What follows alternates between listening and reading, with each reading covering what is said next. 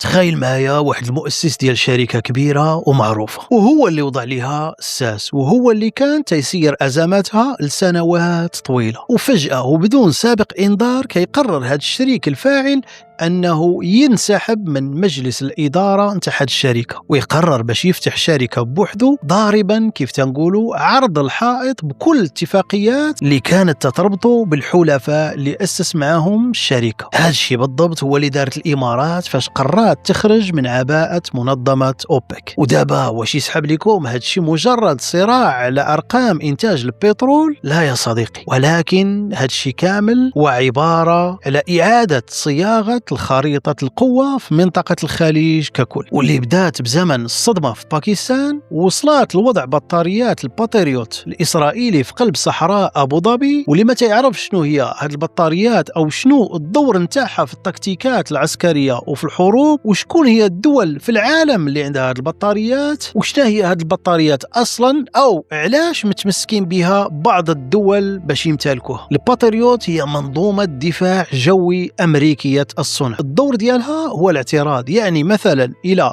صفات إيران صواريخ باليستية أو مسيرات انتحارية باغا تضرب آبار النفط أو الأبراج في دبي، فهذه المنظومة كترصد الهدف في السماء وكتخرج صاروخ تيتلاقى معاه في السماء وتيتفرقع قبل ما يوصل للأرض. وعلى هذا الأمر هذه البطاريات غالية وصعيب الحصول عليها، حيث التكنولوجيا اللي فيها كتقدر تفرق بين طائر وبين الصاروخ اللي تيطير ب5 المرات من سرعة الصوت. تخيل معايا في التكتيك العسكري علاش الجهة اللي عندها الباتريون كيتسمى عنده السماء المحمية. وخا صديقي نبسطوا هذا بشوية، شكون هما نادي الكبار اللي عندهم هذه البطاريات في العالم، حيث كيف ما قلنا ماشي أي واحد يقدر يشريها أو يمتلكها. أمريكا كتعطيها غير الحلفاء المخلصين لها، فمن غير أمريكان كاينين دول قليلة بحال ألمانيا وهولندا في أوروبا، اليابان وكوريا الجنوبية باش يحميو راسهم من كوريا الشمالية، السعودية والكويت، وهما اللي صدوا بها مئات الهجمات في العقود الأخيرة. وبالطبع كاين إسرائيل واللي طورات منها نسخة خاصة بها. وهنا فين كاين الصدمة يا صديقي، الإمارات فاش طلبات هذه المنظومة في وسط هذا الصراع والصداع والحرب بين أمريكا وإيران وما لقاتش استجابة سريعة من واشنطن،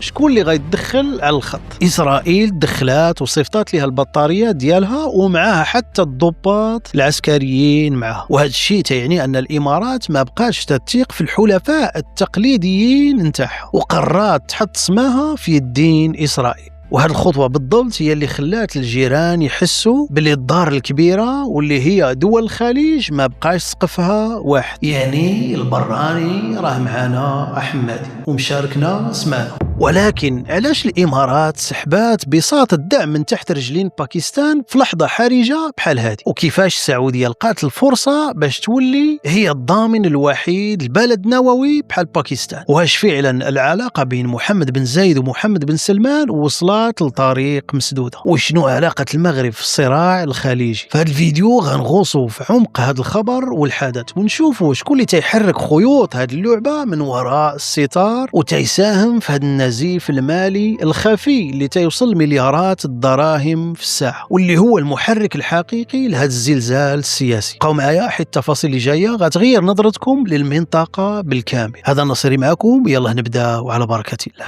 باش نفهموا هذا الزلزال خاص نرجعوا لعام 1958 فاش بانت أول نقطة نفط في ماريان باب أو ماربن باب أبو ظبي. راه هو القلب النابض اللي بدات فيه الحكاية ديال الإمارات الحديثة، واللي تسمى رسميا حقل مربن، واللي هو أول بئر استكشافي خرج منه النفط كميات تجارية في أبو ظبي عام 1958. حيث هذا الحقل ماشي غير بئر قديم، بل هو النوع ديال البترول اللي كتنتجه الإمارات وكتسميه ماربن كرود. وهذا البترول كيتعتبر من أجود الأنواع في العالم في البتروليات. وحاليا الإمارات دارت له بورصة خاصة به في أبو ظبي باش تنافس بها البورصات العالمية بحال بورصة برانت وتكساس. بمعنى آخر فاش كنرجعوا الماربن باب حنا كنهضروا على البذرة اللي خلات الإمارات اليوم تحس براسها قادرة تخرج من أوبك وتقول لهم أنا عندي ماركة عالمية نتاعي وعندي زبائن نتاعي في ربوع العالم وما بقيتش محتاجة للوصاية. هذا الحقل هو اللي نقل فعليا الإمارات من حياة الغوص والبحث على اللؤلؤ العصر ناطحات السحاب، وهو بالضبط لليوم كيعطيها القوة باش تتمرد على القواعد القديمة. الإمارات في ذاك الوقت كانت يلاه تتحبو أو تتمشى وتطيح وشكون اللي مد لها يد العون؟ باكستان، أو بمعنى آخر الجيش الباكستاني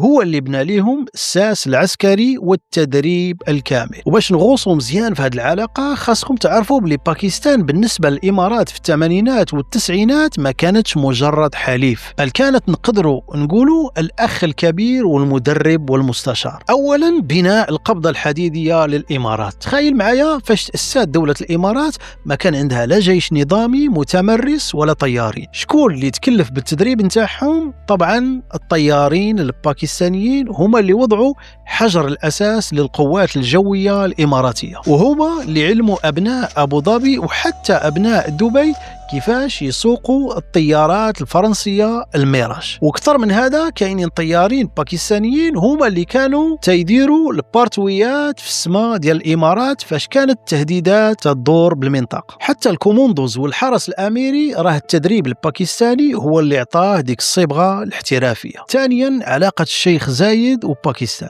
الشيخ زايد رحمه الله كان تعتبر باكستان هي البيت نتاعو الثاني، وهو اللي مول مشاريع ضخمة تما في باكستان، مستشفيات، مدارس، طرقات وعدة مشاريع أخرى، لدرجة أن الباكستانيين كانوا تيشوفوا في دولة الإمارات هي بنك الأمان ديالهم. وفي الجهة الثانية الإماراتيين كانوا تيشوفوا في الباكستانيين هي الدرع البشري اللي غيحميهم وقت المحن والشدائد. ولكن فين بدأت هذه العلاقة تتعقد؟ هنا يا صديقي دخل المنطق ديال الدولة القوية ما بقاتش عندها عاطفة، أو بمعنى آخر كاينين جوج نقاط قلبوا هذه الطبلة. أولا عقدة الهند. الإمارات مع الوقت بدأت تشوف بلي مصلحتها الاقتصادية مع الهند، واللي هي تعتبر العدو اللدود لباكستان، واللي هي كبر بزاف من باكستان. استثمارات ب80 مليار دولار مع الهند مقابل 10 مليار مع باكستان. باكستان هنا بدأت تحس بالغيرة السياسية، والإمارات بدأت تقول أنا دولة مستقلة، ما بقيتش داك الصبي اللي محتاج المدرب أو حارس كيف ما هدي شحال. طبعا هذا الشيء الخطوات السياسية والأفعال السياسية هي اللي كانت تقول هذا الشيء. ثانيا اختبار الحرب والقتال في اليمن وبالضبط في 2015، وهذه كانت الطعنة اللي ما بغاتش تعالج وتبرى. فاش الإمارات كانت في قمة حاجتها لباكستان في الحرب مع اليمن، وباكستان هنا أو بمعنى آخر البرلمان ديالها صوت بالرفض باش يعاون الإمارات. الإمارات اعتبرت هذا الشيء خيانة وغدر في العلاقة، وباللي باكستان باعت خوتها على قبل حسابات ومصلحتها مع إيران وحلفائها. النتيجة العلاقة تحولات كما نقولوا من خاوة لعلاقة دائن ومدين. الإمارات ما بقاتش تتعامل مع باكستان كشريك عسكري، بل ولات تتعامل معها كزبون خاص يخلص الدين اللي عليه. هذا الشيء هو اللي خلى الإمارات تطلب 3.5 مليار دولار في لحظة ضعف باكستان، وبالدارجة فاش احتاجيتك في الحرب غبرتي وما لقيتكش، إيوا دابا احتاجيت الفلوسي ردهم لي. وصل الأمر حتى أن وزير الخارجية الإماراتي ناض كتب تدوينة في تويتر قاصحة في حق باكستان، والوزير الباكستاني ما عطلوش وغيرد عليه ويجاوبه بعبارة بقات جرح وشرخ في العلاقة إلى الآن بيناتهم، حيث قال لي احنا ما تنتهدوش وما زال ما زغرتات عليه مو هذا اللي يهدد باكستان. خوتي هاد زغرتات عليه مو ديالي أنا ما كانش في تويتر.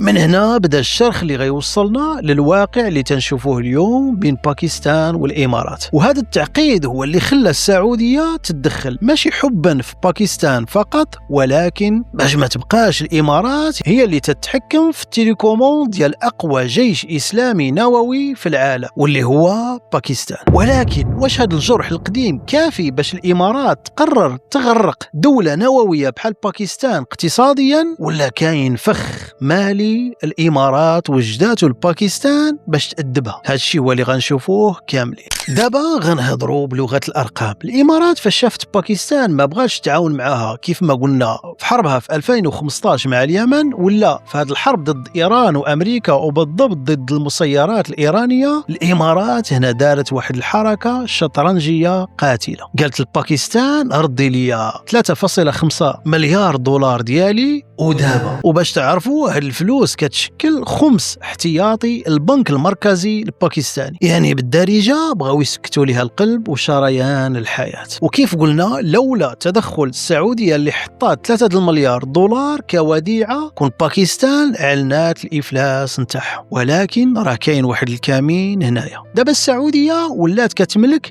نص احتياطي البنك المركزي الباكستاني، وفي نفس هذا التوقيت نهض صداع في منظمة أوبك. السعودية تتقول نقصوا الإنتاج باش الثمن يطلع، الإمارات تتقول لا أنا تنخسر 24 مليون درهم في كل ساعة طيران بسبب الحرب مع إيران، أنا محتاجة نبيع أكثر ونخرج البترول أكثر، يعني خاصها تبيع باش تغطي على الخسائر المالية اليومية. هذا التضارب في المصالح خلى الإمارات تحس باللي الخيمة ديال أوبك ما بقاتش هزاها وكافيها أو حتى تحترم القرارات نتاعها. فهنا الإمارات قررت تخرج باش تكون حرة في قراراتها. وهنا خاص تعرفوا باللي كاين شريك غامض دخل في المعادلة، وشكون اللي صيفط الصواريخ نتاعو باش يحمي الإمارات واستغل الفرصة فاش الإخوة اختلفوا بيناتهم. هنا غنفرقعوا الرمانة. فاش الإمارات شافت باللي باكستان ومصر والسعودية ما غيدخلوش معاها في مواجهة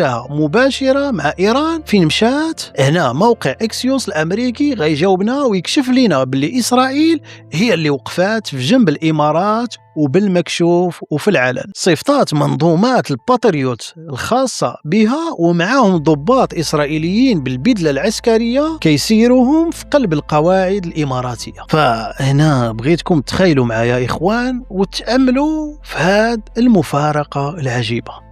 الشيخ زايد الله يرحمه في 1973 كان هو الأساس أو كان الساس في قطع البترول على كاع اللي كيدعموا إسرائيل، وكان السلاح ديالو هو النفط. ودابا سبحان مبدل الأحوال الزمان دار دورة كاملة حتى ولات الصواريخ الإسرائيلية هي اللي واقفة تتحمي دوك آبار البترول نتاع الإمارات. شفتوا السياسة كيفاش دايرة؟ المصالح كتقلب الخرائط وتتبدل حتى المبادئ والعقائد مع كامل الأسف. المهم رجعوا لكلامنا. الإمارات قررت تلعب لعبة الاستقلالية التامة، وكيف تنقولوا اللي بغى اللوز يهرسوا بقشوره. قررت تبيع النفط لأوروبا اللي محتاجة ليه بسبب حرب أوكرانيا، وتضرب في مصلحة روسيا اللي السعودية تتحاول تحميها. ودابا قول لي غير هاد الروينة كاملة شنو دخلنا فيها احنا في المغرب كمغاربة؟ واش غنربحوا ولا غنخسروا من هاد الدباز والروينة الخليجية؟ احنا في المغرب تنشوفوا في السعودية والإمارات كحلفاء كبار وأشقاء، ولكن فاش كيتناطحوا بيناتهم احنا خاصنا نكونوا ردي البال. أولا من ناحية البترول، إلى الإمارات خرجات وبدات كتضخ